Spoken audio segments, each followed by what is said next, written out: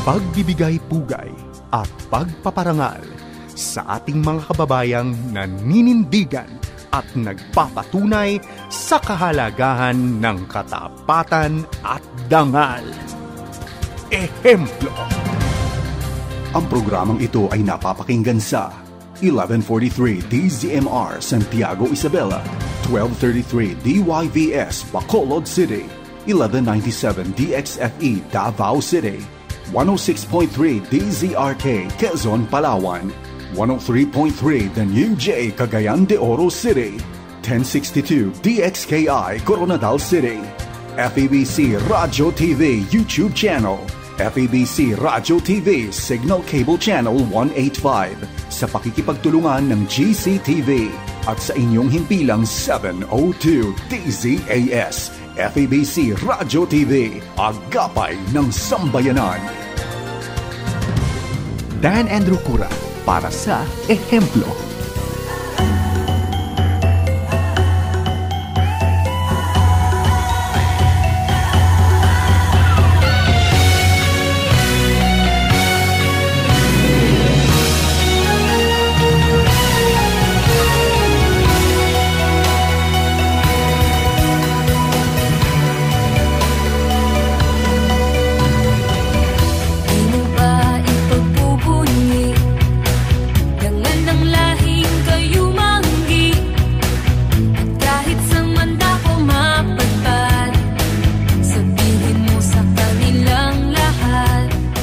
Magandang araw po sa inyong lahat. Kayo po'y nakikinig ngayon sa palatuntunang Ehemplo. Ako po rin po ang inyong lingkod, si Dan Andrew, ang inyong kaibigan.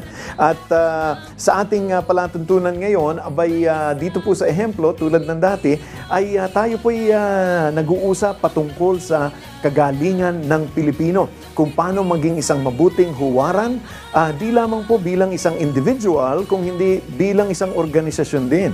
No? At tayo po'y natutuwa dahil sa mga nakikwento natin, sa mga natututo po tayo sa mga kwentong buhay na pinapakita po ng ating mga ehemplo at ng mga organisasyon na ating fini-feature. Ito po ay ang ating mga kapwa Pilipino mula sa iba't ibang larangan ng ating lipunan. Maging ito'y buhay pamilya, edukasyon, media, sining, entertainment, gobyerno at relihiyon. Kaya po, magandang kwentuhan po ang ating matutunghayan at tiyak na kapupulutan po natin ng inspirasyon at aral sa araw na ito. Kaya po, tumutok dahil makakasama po natin ang ating butihing ehemplo sa araw na ito. Magbabalik po kami.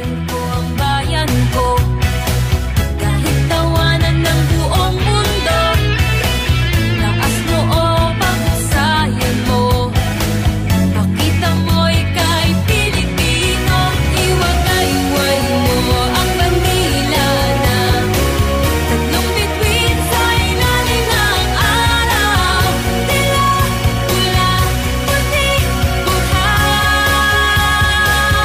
Pilipinas, Pilipinas, Pilipinas, Pilipinas, Pilipinas, tila, pula, puti, buhaw.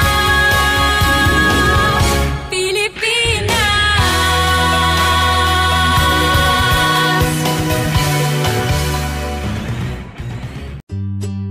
Simbahan sa Radyo, online services, hatid ng inyong FEBC Radio. Alas 8 ng umaga hanggang alas 9 ng umaga, pananambahan. Alas 10 hanggang alas 11 ng umaga, English service. Alas 12:30 hanggang alauna:30 ng hapon, Chinese service. Alas 2 hanggang alas 3 ng hapon, English service. Alas 3 hanggang alas 4 ng hapon, Tagalog service. Simbahan sa Radyo, hatid ng 702 DZAS, FEBC, Radio TV. Sa pagbabalik ng ehemplo, ating tunghayan ang salaysay ng tampok na panauhin sa araw na ito. Manatiling nakatutok dito lang sa programang Ehemplo. Dan Andrew Cura para sa Ehemplo.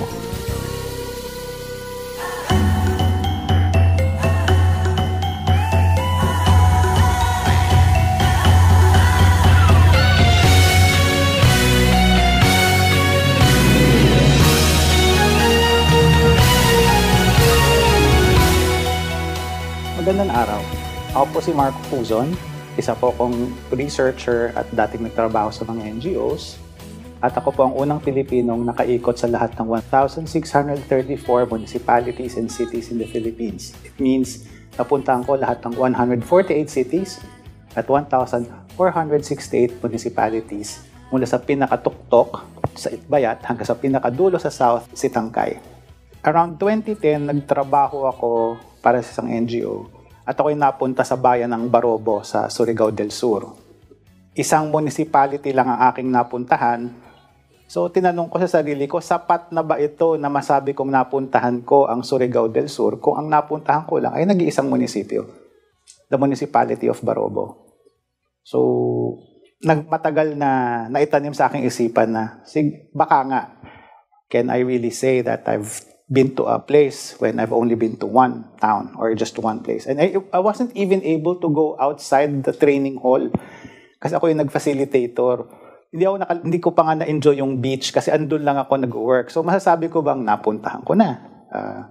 Yung palengke, hindi ko man lang nakita. Yung munisipyo, hindi ko man lang nakita. Until around 2013, na-lay off ako sa aking trabaho. At nabigyan naman ako ng maayos na compensation ng kumpanya. So I really had nothing to do. Wala akong maisip na gawin. Like what my former boss told me, when doors close, new doors open. So naisip kong, sige nga, subukan natin na baka ikutin ko ang mga iba-ibang municipalities and cities. At first, sabi ko Luzon lang, okay na ako, matapos ang Luzon. There are 771 towns and cities in Luzon. So nag-start ako March 27, 2013, I started with town number 1, San Ildefonso, Bulacan. Bakit yun ang napili ko? Kasi nung bata ako, kung uuwi kami sa norte, sa Cagayan, sa Isabela, pag uwi kami sa north, nadadaanan lang siya. And I have no idea ano yung nakikita doon sa town na to. So, I thought, sige, mag-start ako sa isang lugar na parati kong nadadaanan, pero hindi man lang ako bumaba para makita ko ano ang meron doon. So, ayun, I started with San Ildefonso and then yung mga katabing bayan. So, in one day, I visited several towns. Sa akin, pag hindi ko nakita yung munisipyo o yung plaza, I do not consider na napuntahan ko isang lugar. So, kailangan dapat makita ko siya, mapuntahan, mapicturan. Unfortunately, hindi ako nagsiselfie. Saka na ako nag-selfie nung nagkaroon ako ng iPad. Pero prior to that, parang ang awkward yata na may dala kang SLR tapos doon ka nag-selfie. But I think I have hundreds, thousands of photographs of the places that I visited. And until one thing led to another, na nakabiyahe ako sa marami pang lugar until nadagdagan ng a part ng Mindanao, part ng Visayas. Sabi ko, sige, tuloy-tuloy ko na to. And I really had no idea in going around at first. Pero syempre, nag-research din ako online. Nagbasa ako ng mga vlogs and travel vlogs ng mga tao noon. And I think what's more important is you listen to local knowledge, locals na makakausap mo. At karamihan naman din ng aking mga nakasalamuha ay mga locals na nakatira sa isang lugar. Nung una, walang plano eh. Wala talaga. It was very spontaneous kung paano ko umikot. Tinignan ko lang, ano ba yung mga uunahin ko? Sige, malalapit na muna. Ginawa ko sa isang biyahe, halimbawa, tinitignan ko ano ba yung magkakadikit na mga bayan. Halimbawa, doon sa medyo pagka-OC ko, gumawa ako ng isang Excel file. Halimbawa, nung March 29, 2013, sa isang araw ay inikot ko ang Hagonoy, Paumbong, Malolos City, Apalit, Kalumpit, Balagtas, Giginto at Bulacan. That's number 16 to 23. So inikot ko siya, binisita ko yung munisipyo, kumain ko anong makakain doon. Sa Hagonoy, doon ko nakita yung kanilang industriya ng pangingisda, yung paggawa ng tinapa, Malolos, yung napakasarap na restaurant na kinain ako ng lechon. Sa Balagtas, yung isang lumang bahay na nasa harap lang ng munisipyo, yung bahay na bato.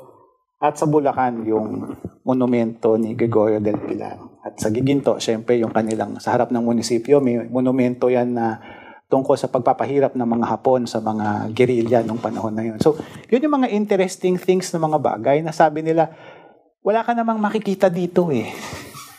Pero sa totoo lang ay kahit apakasimpleng munisipyo o bayan, ay may makikita ka na. Halimbawa, sa kanilang munisipyo, paano ito pinangalagaan? May monumento ba dyan? At hindi lahat ng munisipyo ay may Rizal na monumento sa plaza. Iba-iba yan. Depende kung sino kanilang hero. Nakakita na ako ng combination ni Mabini at Rizal, combination ni Rizal at iba pang mga heroes. Meron naman, hindi si Rizal ang nakalagay, kundi mga local na mga founders ng town. Sa Esperanza, Sultan Kudarat, doon ko nakita ang napakarami sa isang plaza. 7 sila. Andun si Rizal, Tandang Sora, Andres Bonifacio, General Luna. So nakakatuwa na makikita mo yung kultura ng isang lugar sa kanyang plaza. Sa aking 1634 Golden, doon ko napuntahan for the first time after several attempts ang province ng Batanes. At doon ko din nabisita lahat ng kanyang 6 na munisipyo. Hanggang napansin ko, palayo na ako ng palayo ng Luzon. Napadpad na ako ng mga Palawan. Yan na yung mga island towns and municipalities. And ang maganda sa pagbiyahe ay marami kang makikilalang mga tao. Iba rito, nakilala ko ang aking barkada na 2. Actually, 3 kaming magkakabarkada ngayon. 4 kami. Nakilala ko sila nung kami pumunta sa bayan ng Humalig, which is number 101 out of 1634. And we have been friends since. So, ang nakakatuwa, when you travel, is you get to meet other fellow travelers din. Nakilala mo ang mga locals at marami kang na-meet na mga tao. Katulad ng aking nasabi ilang beses na, kung sa isang bayan ay may nakilala kong 10 lang na tao o nakasalamuha, so ang listahan ng aking nakilala ay at least 16,340 people. And one very good thing about traveling ay nag-expand ang iyong pananaw sa maraming bagay. Na-challenge ang iyong sariling paniniwala. Sa aking pakikipagsalamuha sa Bangsamoro, doon aking nakilala ang kanilang kultura, ang kanilang paniniwala, ang kanilang aspirations, different communities, from Christian communities, Catholic communities, Muslim communities, and even yung mga indigenous peoples. Doon mo makikita na ano yung mga aspirations ng mga taong ito sa iyong pagbisita. So, hindi lang yung nakapunta ka sa isang lugar at masabi mo, nakapag-beach na ako rito, nakaikot na ako rito, nakalakwatsa na ako rito. But it's also, you're taking a part of their story to become your own story. So, kung iyong matatanong saan ako nagstay, it depends. Minsan sa hotel, na di naman nahabot ng ganong kamahal. Kasi may limit ako eh. Pag above 1 to mahal na para sa akin yun. Nasa 800, 900. Minsan natulog ako sa boarding house sa mga estudyante, doon sa bayan ng Claveria sa Masbate kasi walang matulugan. Buti na lang may boarding house, sabi nung isang babae doon. Ito, walang mga estudyante ngayon, pwede kayong matulog. Minsan matutulog ka sa barangay hall, sa bahay ni barangay captain, lalo na sa mga munisipyo na walang mga commercial lodging. Kaya mahalaga na makipag-coordinate whenever I travel. I coordinate with the local government unit. Lalo na sa mga medyo liblib. Kasi at that time, 13, 14, 15, 16, 17, ito yung kainitan na meron ding hidwaan ng pamahalaan at ang mga rebeldeng komunista. So yun din yung, syempre hindi ka lang basta-basta iikot and you really listen to advice. Sir, hindi maganda pumunta doon ngayon. May magandang waterfall. Sir, hindi advisable kasi medyo hindi safe. Mahalaga na makinig ka sa sasabihin ng mga, sir, hindi maganda mag-boating doon ngayon kasi medyo maalon. So, ginawa ko, iba, binalikan ko, iba. Actually, I just came back from Paluan, Municipality of Paluan sa Occidental Mindoro to visit the Pinagbayanan church ruins na 3 to 4 hours boat ride pa mismo galing sa bayan. Na-welcome kami ng LGU, ang kanilang tourism officer, si Mr. VJ Quinones. Naikot niya kami doon, tamang-tamang festival. Doon sa unang punta ko doon sa lugar na yon, medyo hindi pa secure ang situation back in 2015. It's town number 757. And ayun, kabalik ako nung until one thing really leads to another na umabot nga ako sa point na paano ba to? Paano ba ako mapupunta sa mga liblib na towns in Lanao del Sur, Lanao del Norte? Nagkaroon ako ng opportunity to work for an INGO and naikot ko yung lugar na yon, visiting the different towns like Butig, Lumbayanage, Mulundo. Ewan ko kung familiar kayo sa mga towns na to, no? Sultan Dumalondong, Calanogas. I can go on with a list of towns that you probably heard until now, but di ba nakakatakot pumunta sa lugar ng mga Muslim? Oh no, they're just like us. Kasama sa kultura ng mga Moro, kanilang adat ay ang pag-take care sa kanilang mga bisita. I was well taken care of, made sure na nakakain ako. Sa maraming barangay na aking napuntahan, naku sir, kumain ka ha, baka sabihin nila pagbalik sa lugar ninyo, hindi ka namin pinakain. Yan yung, nakita mo talaga yung the legendary hospitality ng Filipino na they will open their homes sa ilang maraming lugar. Ako'y natulog dun sa master bedroom ni Mayor at natulog sa main house ng pamilya, sila sa labas. Naranasan ko yun na they really open their doors and homes. And I think, if you travel with good intentions, things will come to you. If you travel with good intentions and malinaw naman ang pagpapaliwanag mo, na ikay bibisita sa magandang lugar, I think things would I've always been led to the right person at the right time. In the 10 years that I've been traveling, kung aking titilad-tila rin, aking biyahe na to, it's consisting of more than 500 days, non-consecutive days, in 116 trips out of Metro Manila. Na over 10 years. Kasama doon yung 3 years during the pandemic na hindi ako makabiyahe. Actually, when the pandemic came in 2020, I was down to my last 6 towns. Inabot ako sa bayan ng San Antonio, Northern Samar. That's town number 1628. Naabutan ako doon. Dali-dali akong sumubok na makauwi sa Maynila, ngunit na-trap na ako sa Cebu for 3 months. And then the pandemic went on at sinabi ko na, matatapos ko pa kaya ito? Will I still be able to finish my goal? Actually, naging obsession ko siya, itong goal na to. Naghanap ako ng mga short-term consultancies that allowed me to travel around the towns. Halimbawa, may mga nag-opening na consultancy sa Bukidnon. I'm very grateful to this microfinance na I was based in Iloilo for 3 years. Naikot ko talaga. I think dahil sa kanila, naikot ko ang more than 470 towns in Visayas and Mindanao. Natakompleto ko ang towns ng Panay Island, Negros, even Bohol, and Cebu because of that work. So, may umabot ako sa time I felt like giving up. Matapos ko ba to? Bahala na. Kung hindi ko matapos, at that time, lalo na nung pandemic, siguro naman walang makakaabot sa 1,628 sa ngayon. Kampante ako na walang makakaabot at makakalagpas pa nun. Matatapos ko ba to? Bahala na. Sabi ko, kung matatapos ko, hindi. And then, nung nag-ease na ang travel restrictions, dun ako, sige. Actually, it was the 10th year of the anniversary. So I started in March 27, 2013. And sabi ko, ayoko nang palagpasin beyond the 10th year, last March 27, 2023. Ayoko na. Gusto ko na siyang matapos, once and for all. Kasi it's been part of my life, it's been a life goal. I want to achieve it. And nagkaroon naman ako ng opportunities na makapunta do sa last 6 towns ko, which are Almagro, Santo Niño, Tagapulan. Have you heard of these towns? In Samar, these are island towns.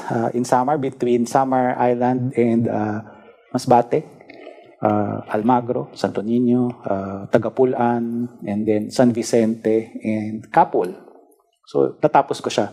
And Capul was the last town na na-complete ko ang buong Visayas. All 408 towns and cities. Back in 2020, nakumpleto ko ang buong Mindanao with the visit to Tabuan Lasa. That's one of the municipalities in Basilan. So nakumpleto ko siya. Nauna ko nakumpleto ang Mindanao. Na nung una, akala ko yun na hindi ko makukumpleto because may armed conflict. Pero hindi eh.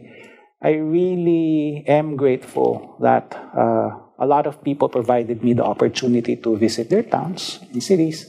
Nagkaroon ako ng maraming pagkakataon na makaikot at makilala. Halimbawa, sa isang training, naku si ate, taga gintong town, tatanungin ko, ma'am, paano ba pumunta sa inyo? Ay, sabihin mo lang, ito number ko. Pag pumunta ka, ayun na, tuloy-tuloy na siya. Ma'am, sino kilala niyo sa kabilang town? Ito, kilala ko yung social worker sa kabilang town. Kilala ko yung police sa kabilang town. Ito, kontakin mo. People would always I'll give opportunities for you. And then also tell you at the same time, naku, di maganda pumunta ngayon kasi tag-ulan, maalon, maputik. Like yung pagpunta ko ng Siruma in Camarines Sur, wala pa yatang daan. Sobrang putik talaga. It took about 16 hours on a jeep.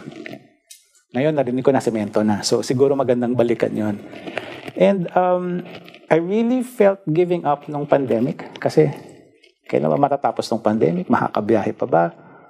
And opportunities came again na nakapag-ipon ako. Kasi nasa id talaga yung income ko. Lahat naman tayo naapektuhan ng pandemic.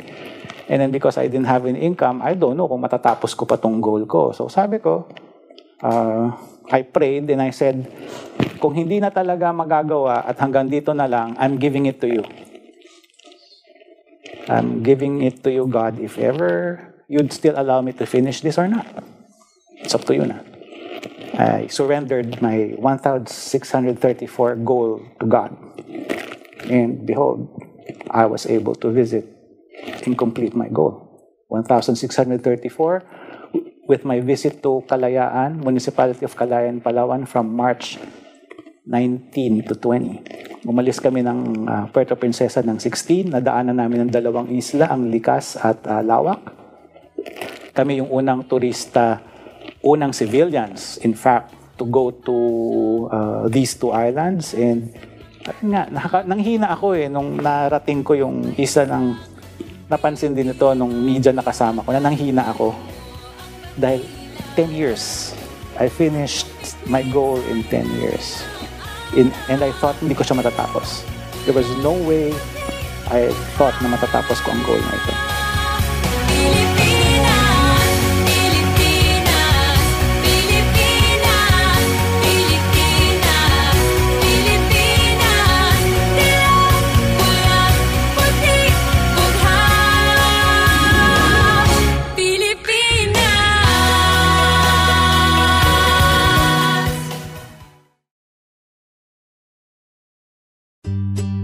Simbahan sa Radyo, online services, hatid ng inyong FEBC Radio. Alas 8 ng umaga hanggang alas 9 ng umaga, pananambahan. Alas 10 hanggang alas 11 ng umaga, English service. Alas 12:30 hanggang alauna 1:30 ng hapon, Chinese service. Alas 2 hanggang alas 3 ng hapon, English service. Alas 3 hanggang alas 4 ng hapon, Tagalog service. Simbahan sa Radyo, hatid ng 702 DZAS, FEBC, Radyo TV. Sumasay papawid mula sa Maynila. Ito ang Far East Broadcasting Company Philippines. FEBC Himpilang 702 DZAS. agapay ng sambayanan.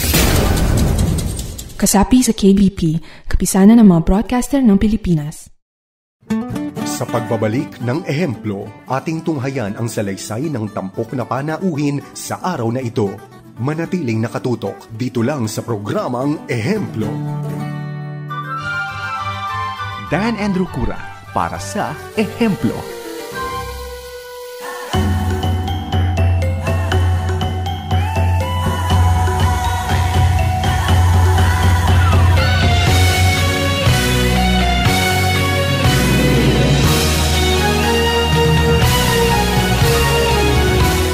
Marami na nagtanong sa akin, magkano naman nagastos mo? ayokong sagutin. Dahil unang-una, yung ibang trabaho naman, ibang pag-ikot ko was because of my work. So hindi ko siya ma-quantify talaga na kinuha kong consultant na mag-work sa Lanao, mag-work sa Maguindanao. So ano yun? Naiikot ko talaga because of work. So magkano ang aking hinahanda? So kaya mahalaga mag-research ka, pero hindi rin naman yung super tipid ka na dapat komportable ka rin naman, na ligtas ka rin naman, hindi yung matutulog ka lang kung saan-saan. So, that's why I did research work. Tinitingnan ko, magkano ba yung pamasahe sa ganito? Magkano ba yung airfare? So, binabudget mo rin naman ito. And aabot ka sa point na after nung lumagpas ako at a certain point, which I cannot tell you, hindi ko na binilang magkano aking nagastos. Ano siya eh? So kung gusto nyong lumibot sa Pilipinas, isa lang ang masasabi ko, kung gagastos ka din lang naman ng overseas trip worth 20 or 30,000, yung 30,000 pesos mo, marami ka nang mapupuntahan. Basta maalam ka, anong gusto mong puntahan? It also helps na may kilala ka ron. Pero maraming tanong dyan, wala kang kilala doon, pumunta ka, hindi naman kailangan ng may kilala. Magpakilala ka. That's why you coordinated with the local governments. Lalo na yung mga islang malalayo, halimbawa, Cagayancillo, that's in the middle of the Sulu Sea, nasa gitna na siya ng Palawan at Visayas, sa tulong ng Municipal Planning Development Office. Nakabisita ako sa kanila. Isang linggo kong inantay yun. Isang linggo kong inantay yung lancha galing Iloilo na hindi tumuloy dahil nasiraan. So sa araw na yun, dali-dali akong pumunta ng Aninihi sa Antique para sakyan yung boat ng munisipyo papunta sa isla ng Cagayancillo. Umalis kami gabi ng hapon, alas 3. Dumating kami midnight na sa Cagayancillo. Mapun, in Tawi-Tawi, isa din sa pinakamalayong towns yun. Mapun in Tawi-Tawi is closer to Sabah, Malaysia. Siya ay umaabot na talagang malayong-malayo na siya, na Turtle Islands in Taganak, that's town 1395. Kaya ako napuntahan yun ay dahil sa kaibigan kong Navy, na inimbita niya ako na, gusto mo, di ba, dream mong pumunta ng Taganak? Yes, sir. Bukas, paalis ako, dali-dalig nakabili ng ticket, pikit mata. Nakarating din ako. Mahirap puntahan talaga yung town na yun. And then even Cagayancillo, which is number 1478. Nag-judge pa ako doon ng float. Dahil nga, ano bang gagawin ko doon? Sabi niya, well, sir, gusto mo mag-judge ng float? Total, andito ka during the festival, fiesta. Siyempre, itong sa Kalayaan na ang layo. Na when in 2019, I already wrote to the municipality na gusto kong puntahan. Ang sabi nila sa akin, okay kami sa munisipyo na makasbisita ka.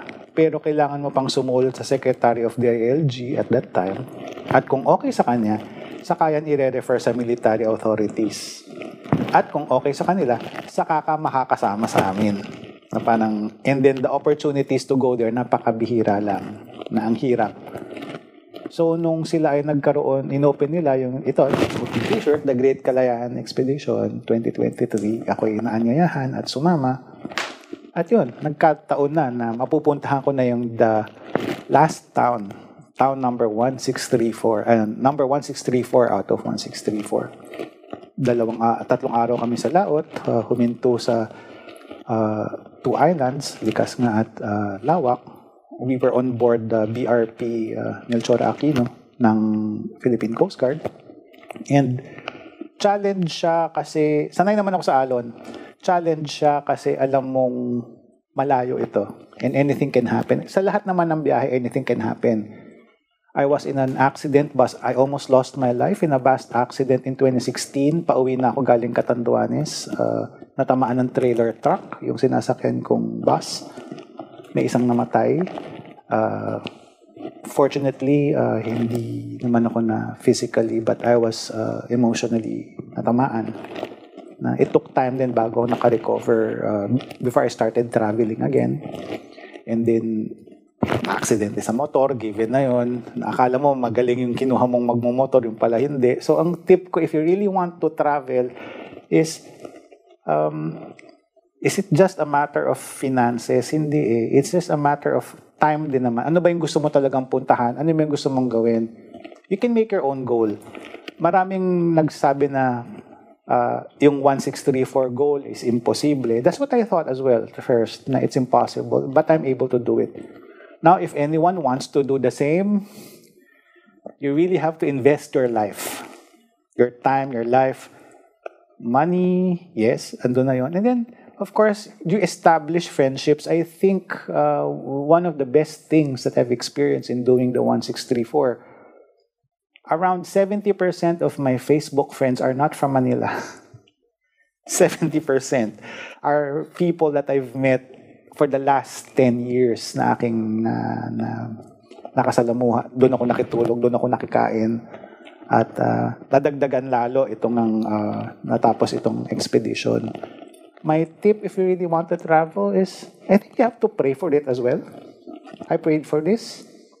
It's a goal that I don't think I will be able to do if God didn't make way for me. So it's something that I really cherish na ginawa. At nakita ko rin naman ang the power of how God, nakita ko talaga yung their protection, lalo na sa bad weather. Nakita ko talaga, I saw the witness how humina yung hangin after praying. And leading you to the right people. I've always been led again to the right people at the right time. And I think when you travel, andun yung safety precautions din. Huwag ka rin gumawa ng hakbang na alam mong ikakadelikado mo. Kung sinabi nila na hindi maganda pumunta sa panahon ngayon, huwag pilitin. Or huwag ka rin gumawa ng mga hakbang na alam mong loko sa'yo. And be careful then. You plan carefully. Know what you want to do. Know where you want to see. And I think everything else will follow if you really plan for it. And katulad nga na ng sabi ko, kung balak nyo talaga umabroad and spend 50,000 pesos, that's okay. But for 50 or 30,000 pesos, siguro, ang dami ko nang napuntahang mga lugar yan sa Pilipinas. Kahit yung napakasimpleng bayan na akala mo wala, there's nothing there, ay meron pala. And it's memorable kasi pag napunta ko yung isang lugar, tinitignan ko siya as it is. Hindi ko siya kinukumpara. Katulad yung mga sinasabi ng Boracay of the North, Ginto of the South, Tagaytay of Ginto. I take it as it is. Hindi ako naniniwala na i-describe ang isang lugar using another place. Hindi ako naniniwala doon eh. I take a place as it is. So, nung papunta ko, halimbawa, sa mga bayan like Tangkal, number 1592, that's in Lanao del Norte, I'm sure you've never heard of it. Maganda yung lugar. May agricultural sila. Kasi kung ang tingin mo lang ay nakatalisan, meron kang set ideas of what to look for in an area. Ako, kung ano yung makita ko doon. And syempre, pag tinanong mo yung mga locals, madalas ang sasabihin nila, wala ka namang makikita rito. Pero meron ka talagang makikita kahit pa paano sa mga lugar. Ungkayapukan, Tipo-Tipo, Albarca. These are towns in Basilan na matagal na tinamaan ng armed conflict. Pag nakita mo doon, sarap pala ng pagkain doon. Welcome pala ang mga tao. They welcome you. As long as you, of course, coordinate with the right people. And I think what's also interesting pag ikay bumiyahe sa maraming lugar at mag-invest ka nga talaga ng iyong time, money, even your life, i-invest mo yan. I think it's important also that you treat the places with people with respect. Iba-iba ugali. Grabe. May makikita ka talagang hindi welcoming. So kung top 10 talaga ang iyong sasabihin, I really cannot place at top 3. Even, of course, Kalayaan is very memorable since ito yung last town ko. Same time na memorable din naman aking first town, which was San Ildefonso, Bulacan. In the same way, memorable din yung pag-ikot ko sa town ng Dimasawa, that's 1497, Pasig in Kalinga, 1475. All of these are memorable kasi ano ba yung makikita mo sa lugar? I think more than the beaches, more than the viewpoints, more than the historical ruins or historical churches. It's the people.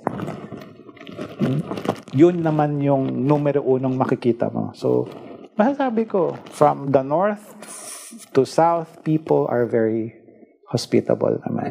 Siyempre, iba rin yung kanilang kultura, pamumuhay, at halimbawa sa areas in Tiboli municipality, sa Kalinga, sa Abra, lalo na. So, marami. And what I appreciate sa pag-ikot mo sa mga lugar ng mga katutubo ay yung malalaman ng kanilang kultura, ang kanilang mga pinaglalaban, ang kanilang saloobin. At doon mo makikita na wala talagang meron mang pagkakaiba sila sa atin. We all want peace. We all want food on the table. We all want decent jobs for our kids to finish school. So isa siguro yun sa natutunan ko sa aking pag-ikot sa 1,634 towns and cities. Everyone has dreams. May tatay na akong na-meet na gusto niya mapag-aral ng kanyang mga anak. Mayroong mga nanay na gustong makapag-abroad, although sad nga, abroad sila. So, may mga farmers na they want a good price for their crops. And again, what's important is what you hold on to sa iyong dreams. And 1634 is my life dream. It's my life goal. And I've been able to complete it. And I'm sure you can complete yung dreams nyo rin. Kung gusto nyo pumunta, even a simple, may mga kamag-anak ka sa gandong lugar, gusto mong mabisita, matagal mo nang hindi nakikita, go for it. We can only go as far as making an effort to meet and go places. So, hindi naman yung pikit mata rin na basta nakapunta. Hindi rin naman ganun yung ginawa ko. Bali, nagplano talaga ako. This month, saan ba ako pupunta? Pahinga muna ako this month, hindi muna ako bibiyahe. Tag-ulan, ayoko bumiyahe. Summer ang challenge kasi maraming lugar sa Pilipinas na summer mo lang talaga maganda puntahan kasi hindi maalon. Considering na island towns tayo. So, my tip is you prepare for your travels. Don't forget to pray for your safety. Safety mo, yung mga kasama, and the people na iyong makakasalamuhan. Napakayaman ng Pilipinas. Sa sobrang yaman nito, siguro pag isinulat ko yung binabala kong aklat tungkol dito, hindi ko maisusulat lahat. At makikita mo rin naman na napakaraming waterfalls, napakaraming beaches, napakaraming churches, napakaraming masasarap na pagkain, maraming maaring puntahan. Minsan madidisappoint ka, ito lang yun. Parang yun nga yung expectations mo rin pagpunta sa isang lugar na, ito lang pala yun. Hindi naman ako, honestly speaking, I never got disappointed sa mga pinuntahan ko kasi yun eh. That's how the place is. That's how the people are. So, ganun yung lugar. So, you take it as it is. And ang maano rito sa iyong pag-iikot, kung balak mo talagang ikutin ng Pilipinas, ako nga, I actually feel safer traveling around the Philippines than overseas. Kasi kung may mangyari sa akin sa overseas, hindi ko alam ano mang gagawin ko. At least dito sa Pilipinas, you have friends or relatives or classmates living in the nearby area siguro who can help you out. So, I really feel safe going around dito sa Pilipinas than going abroad. I think the last overseas trip ko was 2011. I decided not to travel outside again.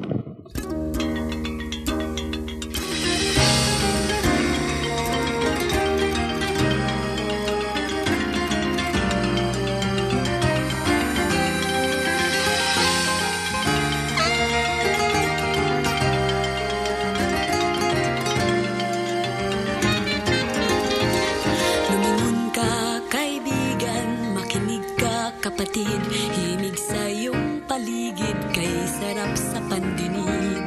Ito ay dinanggagaling sa iba yung lupain, at sadyang kay lapit-lapit sa dibdib pumipintig. Kay ganda ng Pilipinas, kay sarap lakbayin, lakbayin ang Pilipinas at sarili tuklasin.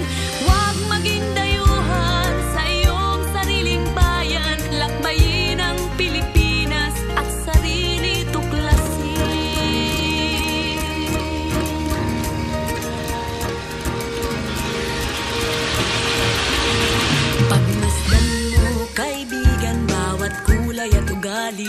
Bawat lunan, bawat bayan may tanging ganda't ngiti.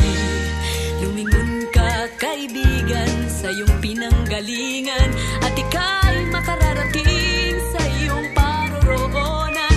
Kay ganda ng Pilipinas, kay sarap lakbayin, lakbayin ang Pilipinas at sarili tuklasin.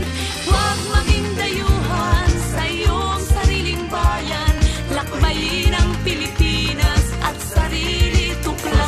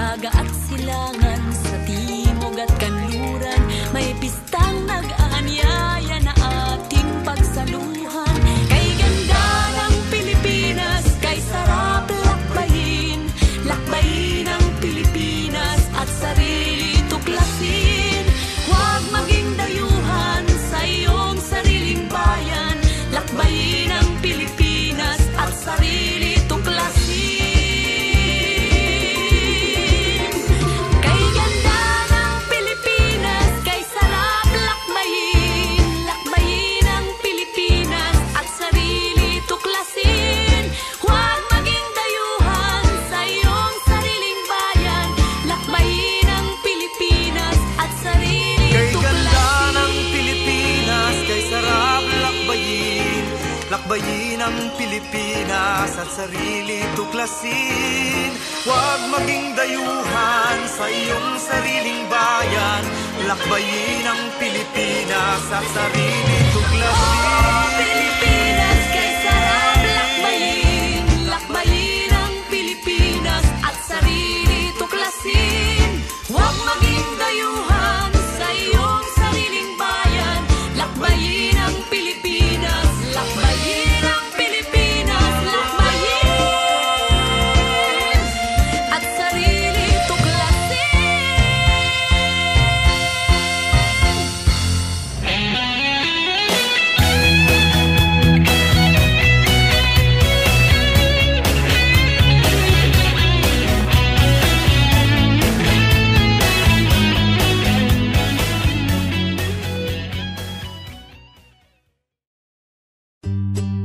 Simbahan sa Radyo, online services, hatid ng inyong FEBC Radio. Alas 8 ng umaga hanggang alas 9 ng umaga, pananambahan. Alas 10 hanggang alas 11 ng umaga, English service. Alas 12:30 hanggang alauna:30 ng hapon, Chinese service. Alas 2 hanggang alas 3 ng hapon, English service. Alas 3 hanggang alas 4 ng hapon, Tagalog service. Simbahan sa Radyo, hatid ng 702 DZAS, FEBC, Radyo TV. Sumasayang papawid mula sa Maynila. Ito ang Far East Broadcasting Company Philippines. FEBC. Himpilang 702 DZAS. Agapay ng Sambayanan. Kasapi sa KBP, kapisanan ng mga broadcaster ng Pilipinas. Sa pagbabalik ng ehemplo, ating tunghayan ang salaysay ng tampok na panauhin sa araw na ito. Manatiling nakatutok dito lang sa programang Ehemplo. Dan Andrew Cura para sa Ehemplo.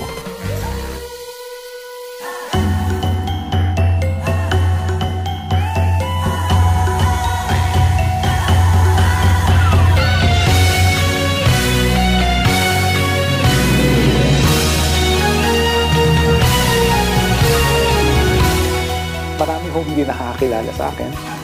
Only my friends, people I've worked with, kayo, siguro first time yung marinig, aking tinig.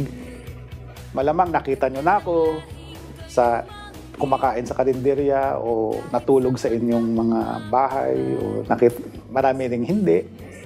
I'd like to be remembered as someone who was able to achieve his dreams and has a lot of gratitude.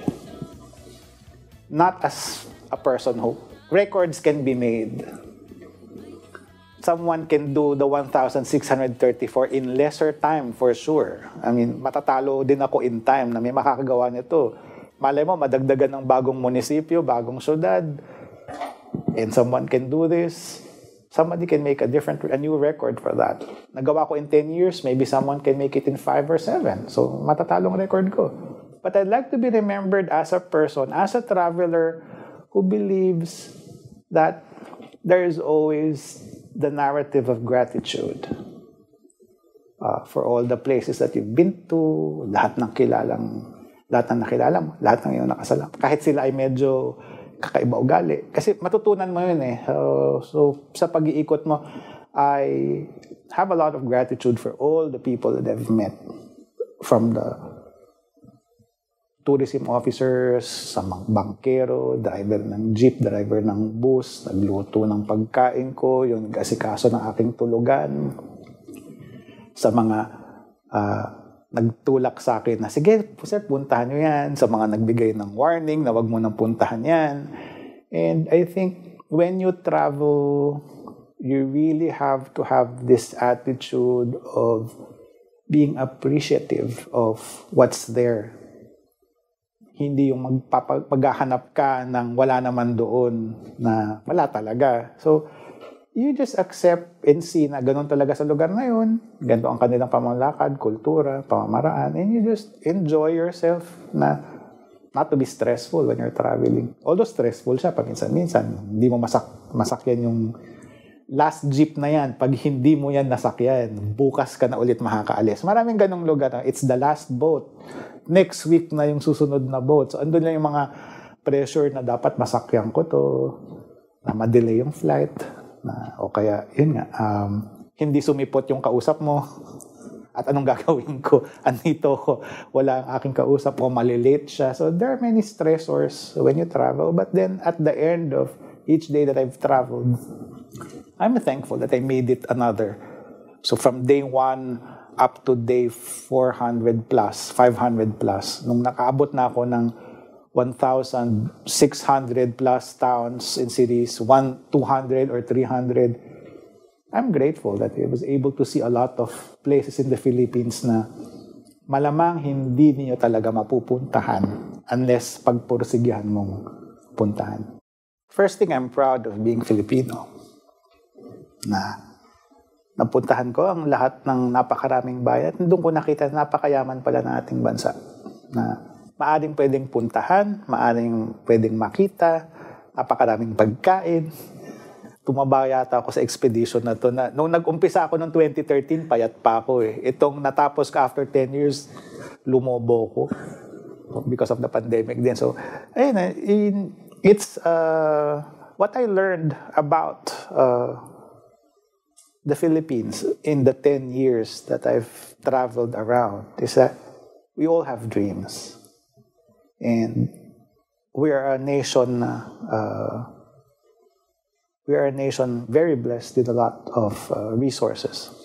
It's just sad that may mga lugar na nabalot sa armadong pakikipagtunggali. May mga lugar na ill politics. Merong mga lugar na walang economic opportunities. But tourism can help as long as it's sustainable. Nakita ko naman na like yung mga napuntahang lugar, they're very eager to show the best of their towns. Meron silang mga ginagawang mga panghikayat sa mga bisita. And I think ang mahalaga siguro sa tourism ay yung maramdaman ng ordinaryong tao at hindi lamang yung mga may-ari ng mga resorts o yung mga malalaking mga kumpanya lang ang makikinabang. I think the move now towards tourism is to make it community-based, community-owned. Sila ang mag-manage. At yun ang naman ang nakikita ko. Halimbawa sa Mindoro Occidental at Oriental na it's the community working for their community sites. They own it. And paano maging isang, ang masabi ko siguro magiging ehemplo ay paano bang isang maayos na biyahero or traveler. Unang-una, stay safe. You always travel only when it's safe. Ayusin din ang sarili pag bumiyahe. Be respectful of local cultures, local life ways, kanilang paniniwala. And I actually avoid drinking too much during travel kasi baka maiwan ka ng iyong sasakyan. At it's okay to celebrate with people, but you know also your limits. Then when you travel, I guess what's more important pag ikay bibiyahe sa maraming lugar sa Pilipinas ay be prepared but don't expect too much. Another thing is of course prayer. I think that's one thing that in my 10 years of traveling, I've visited so many churches, both Catholic and non-Catholic, maraming mosques, sacred ground ng mga katutubo at mga libingan at maraming bagay. And I think what helped me or what I noticed is in the 10 years that I've been traveling, I've noticed that we have different forms of prayer, we have different forms of worship, we have different forms of maraming paniniwala. And that's a good thing. We're a very rich community, culturally speaking. Magandang makita nyo rin kung paano ang paniniwala ng iba at lalawak. Travel will really expand your horizons. Kahit sa kabilang barangay, mapunta ka lang makikita mo na rin ang kagandahan ng mga ibang lugar. And to listeners, maraming salamat sa inyong pakikinig. Alam ko marami pa kayong gustong itanong kung napuntahan ko ba tong lugar na to. Talaga bang napuntahan ko? Meron po akong Excel file starting from day 1 saan. So, name a town, napuntahan ko na. Pero, hindi big sabihin napuntahan ko na lahat. Marami pa rin pwedeng puntahan sa buong Pilipinas. Sa Makatwid, yung ibang lugar ay aking babalikan kasi may mga lugar akong na-miss. Because at that time, it was not safe to go. At that time, it was not advisable. Halimbawa, itong pagbalik ko sa Paluan ay, bumalik ako to see the Pinagbayanan Church ruins. Bumalik ako 2 weeks ago to Nauhan to see the Simbahang Bato at yung Kuta Bato ruins in Bongabong. So bumabalik ako sa mga areas that I missed.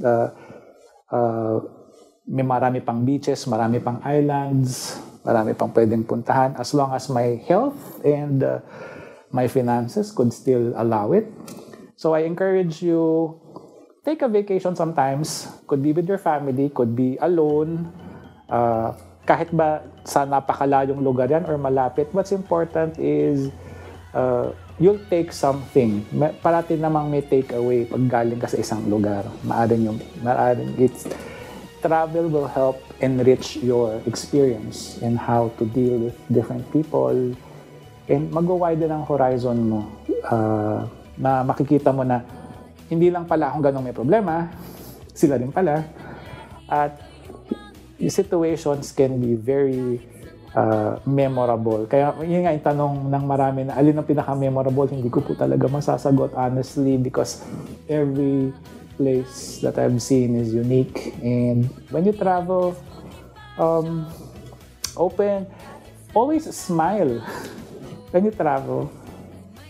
Marami akong lugar na napuntahan na hindi silang ngumingiti dahil hindi nga ako kilala. Pero pag ikaw ay ngumiti at pinakita mo naman at ginagalang mo ang kanilang pananakbo, ang kanilang kultura, smile always helps. And always travel with good intentions. And that's what worked for me until I finished my goal with town number 1634, out of 1634. Ako po si Marco Puzon. Ako ang unang Pilipinong nakabisita sa lahat ng 1,634 towns and cities sa buong Pilipinas. Ang masasabi ko lang, travel with an open heart and good intentions, and always leave the place with gratitude. So maraming salamat po sa inyong lahat at God bless. At yan po, natunghayan po natin ang ating ehemplo ngayon. Abay, siyempre, saludo po tayo sa kagalingan ng ating mga ehemplo at saludo po tayo sa ating mga kapilipino. Nawa po ay nakapulutan nyo po ng aral, inspirasyon at sana po kayo rin ay maging ehemplo rin. At yan naman po ang laging pakay namin sa ating palatuntunan. At bago ko po makalimutan, kung kayo po ay may kakilala na maaari nating ipakilalang galing ng Pilipino, maging ito po ay isang tao o hindi kaya naman isang organisasyon, huwag po kayong mag-atubili. Tawagan po kami sa 0999-223-5675 sa Smart at sa 0916-296-6620 sa Globe, o di kaya naman magpadala po kayo ng email sa amin sa dzasinfo@febc.ph. At tulad ng dati, kung kayo po'y nakikinig through your gadget or through Facebook or YouTube, dyan po sa comment section, lagay niyo lang po yung pangalan, yung contact numbers, at kami na pong bahalang makipag-ugnayan sa kanila. Nako, maraming salamat po sa inyong patuloy na pagsubaybay sa ating palatuntunan. Kami po'y naliligayahan na padala po itong palatuntunan sa inyo. At syempre, hindi po ito kayang buuin kung hindi po kasama ang ating mga butihing katulong na team ng 702 DZAS, gayon din ang ating FEBC Radio TV. At syempre, ako po ang inyong lingkod, si Dan Andrew, na lagi pong nagpapaalala sa inyo, saan man, kailanman, at kahit sa maliit na paraan, maging isang mabuting ehemplo ka. Kaibigan, magandang araw po sa inyong lahat.